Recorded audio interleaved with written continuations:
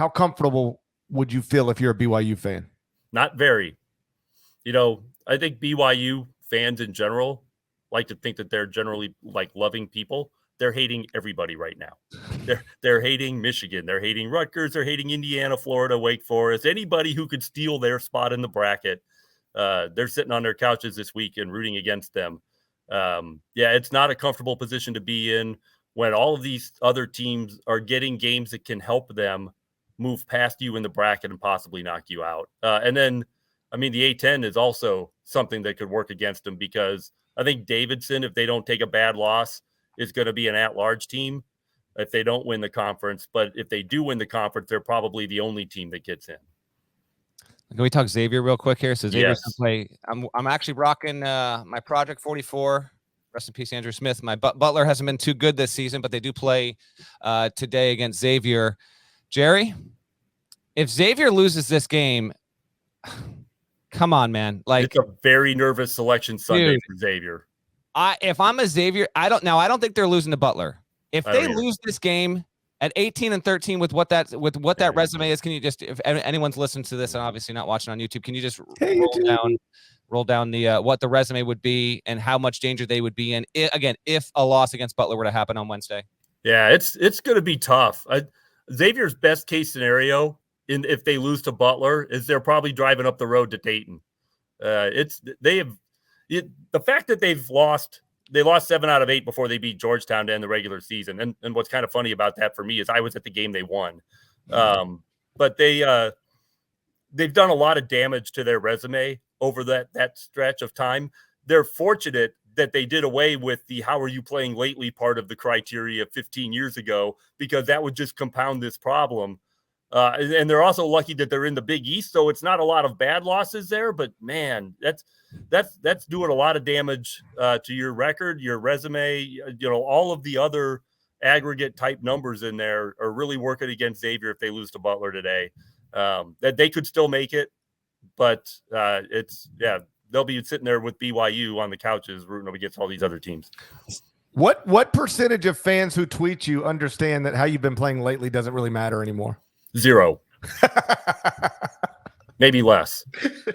And not only that, it's like every radio interview I'm on, every email I get from a writer, that thing has been gone for almost 15 years, that part of it, but nobody remembers that they did away with it. And a lot of people probably still think it should matter.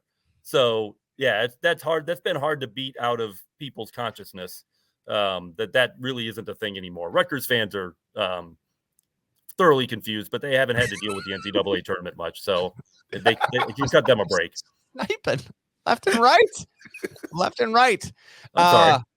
All right, at large resume that you just find to be the most fascinating. Is it Rutgers and no close second? Yeah, totally Rutgers. Yeah, let's just talk Rutgers here, because this resume is incredible. I'm not even convinced that one more win gets Rutgers in because of how poorly it is across.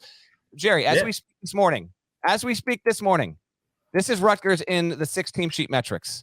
Okay. Dude, this is unbelievable. 76 in net, 57 KPI, 49 strength of record, the two results based purely. And then the predictives, they're 59 at Sagarin, 69 BPI, 73 Ken Palm. And again, their net is 76. Are you even 100% confident if that Rutgers beats Iowa that it will 100% be in that situation? Now, it'll be another good win, but how much would one win over Iowa even boost those numbers overall? Lay out why. I don't know how much they're going to boost those numbers, because in particular for the margin of victory numbers, it matters how badly they beat them. Yeah. But I think what beating Iowa does is it's a quality win away from home, and that's one of the problems is that they won at Wisconsin and ended up splitting home and home, or road and road with them. But in general, away from home, they haven't been very good. And so if they get a win over Iowa now on a neutral floor, that does more for them than if they had just beaten them at home. So I don't know that Rutgers is in for sure if they beat Iowa, but I have a feeling they are out for sure if they don't beat Iowa. It's hard to argue against it. We mentioned that on our Big Ten preview podcast. You people in the comments, we see what you want us to ask Jerry. We'll get to that at the very end of this little interview. I will ask him if Gary won't, and I know Parrish will ask him. What do you got, Jerry, Memphis fans every day asking me to ask you something. So let's get to that. If Memphis loses its quarterfinal game in the AAC tournament, are they still in the bracket? I don't know, man. That'd be tough because that's another bad loss. I mean, this is a team that did some serious damage to its resume before it got hot here late in the season, right? Other than, not being able to beat SMU, they've been great here down the stretch of this season, beat Houston twice.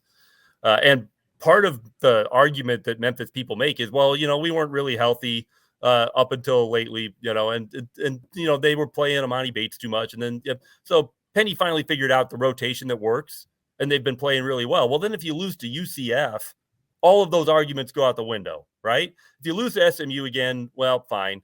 Maybe that's a matchup problem, or if you lose to Houston, well, fine. But if you lose your quarterfinal game, whatever excuses you think you have are completely gone. So you definitely have to win that game. Do they have to beat SMU if they play SMU in the semifinals? I think it's a more important game for SMU. I don't know if they necessarily have to beat SMU. It'll depend on what other teams do, but I think it's a more important game for SMU. Team outside your field right now that you just, regardless of how you think the committee will do this, just when you evaluate college basketball and you see what these teams have been like, what team outside your cut line do you think, yeah, you know what, they've got the best chance of actually being in the field when we get to Selection Sunday? Ooh, best chance of actually being in. Yeah. Who do you think will play their way in? I guess I would say Wake Forest. Mm-hmm. Because of the opportunity to get to play Miami, right away, and a team that they're essentially competing with at the bottom of the bracket. I don't have any faith in Indiana, although I think talent-wise, Indiana's capable of at least beating Michigan. I don't think that's enough to get them in. I think they'd have to beat Illinois too, and I think that's a problem for Indiana. VCU probably would have to get at least to Davidson to have a shot, but might also have to beat Davidson to have a shot.